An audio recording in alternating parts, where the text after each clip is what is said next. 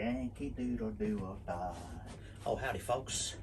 I'd like to show you my new American Loco. It's a GP38 locomotive, and I managed to buy this from my good friend Steve. And hang on, cut. Why am I talking in a stupid American accent, which I can't even do? And why am I wearing sunglasses indoors? Who knows? Beyond me. Britannia, Britannia rules the waves. Hello everybody. Just like to show you this locomotive. It's the latest addition to my fleet. It's American GP38 Loco in 7¼ inch gauge. And in a moment I'll give you a bit of a guided tour around the Loco. I'll take the top off, show you what's inside, and show you basically how it all operates. And then we'll have it out on my garden railway, and I'll show you it running. So here it is. It's an American GP38 Loco. I managed to persuade my friend Steve to sell it to me. So thanks, Steve.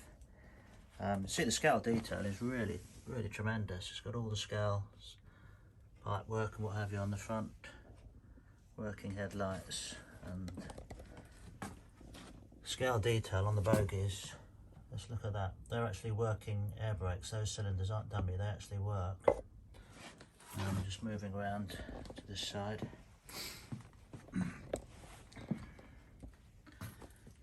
It's a beautiful Loco, it really is. Very scale. That's the back, wearing working lights on the back there as well. On that side we got a battery level indicator, various switches, and on that side we got an ammeter. The Loco came with the riding truck there. That's the bit that I sit on. It's fully radio controlled, so I can control it via my radio control transmitter as well. And that's one passenger carriage that came with it. I'll take the top off in a moment and show you all the workings inside. I've managed to take the body off now, so I can actually show you what's inside the Loco. This is the front section. That's even this bit's quite heavy, and this is the main body, and that's all solid metal, all in one piece, and I can barely lift that. That is really I reckon that must weigh about 40 kilograms, but I managed to get it off, so it's really probably a two-man job to get that off. Starting at the front, you can see that's the speed controller. I think it's a fairly basic sort of speed controller. It's I think I've sort of seen that, and I think it's from a mobility scooter or something, but obviously works very well on here. Looking down there, you can see all the bibs and bobs in there. Just through the side there, there's two pressure gauges in there. The pressure gauge on the right hand side is for the main pressure for the air brakes, and the pressure gauge on the left is the regulated pressure. That's down, I think I've got about 80 psi in the main tank, and obviously the air brakes working down there are just a little over 20 psi. You can see the scale working air brake cylinders there. Moving on to the rest of the body. Two gel batteries there for the powering the motors. Fenton speaker there for the sound. I guess that's the actual sound unit there for the scale sound, the air horn and the brakes. And that looks like to be a car amplifier, car stereo amplifier. So that obviously is for the sound, and just there you can see the solenoid and the associated pipe work going to all the air brakes. And then if we move to the back, it's all the connections on the back there. And coming back to the riding truck, this is the main controller. The previous owner Steve has made it radio control as well. You can see the servos on there, receiver and battery, and so it can actually be operated with my Spectrum DX8 transmitter, so I can just drive this around the garden railway quite happily without even sitting on it, which would be quite a bit of fun. Obviously when I'm running in public and I've got passengers on board, I will drive it manually. Switches here, vacuum, see the vacuum gauge there. The next switch is for switching the radio control unit on. There's the vacuum brake just here.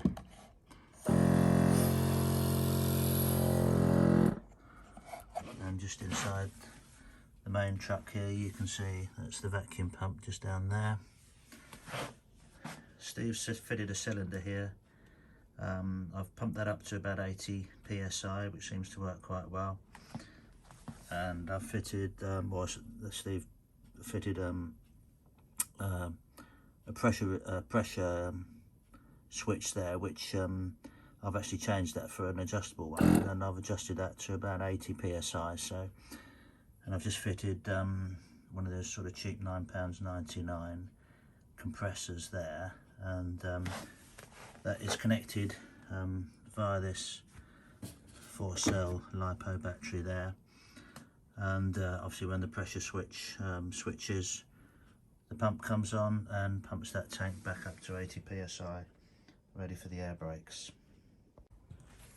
So this is the charger that came with the locomotive. It's a 24 volt 5 amp charger. I'm probably not actually going to use this because I'm not a great fan of charging two batteries up in series such as these, for the simple reason is that both of these batteries are running the drive motors. However, the front battery here is supplying, so we've got full 24 volts here for the drive motors, yet the front battery is getting a bit more of a hammering than this one, because this battery is also running the complete sound system at 12 volts and the air solenoid for the air brakes. So I don't really think it's a very clever idea to charge them up at 24 volts across the two batteries, when this battery is obviously going to be lower state of charge than this one.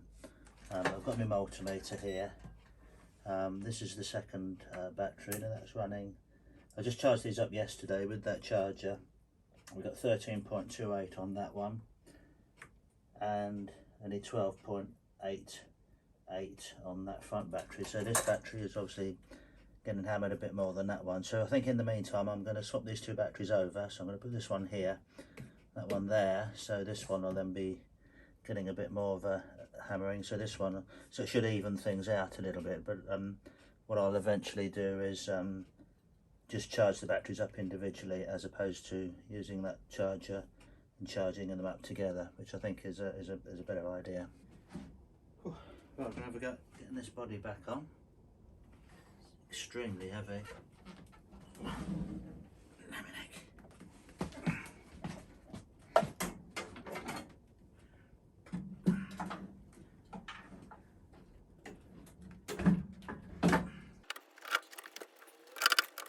That's about it.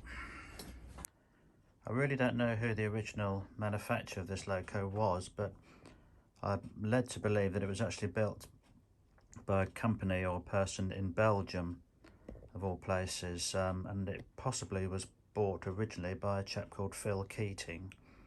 And I really would like to know some more about the history of the loco and where it was actually made and who the manufacturer was. So if you're watching this, Phil, or if anybody knows a little bit more about the loco and to who actually built the thing, I'd be very grateful if you could leave me some comments below, because I'd love to just find out exactly how old the loco is and who actually built it.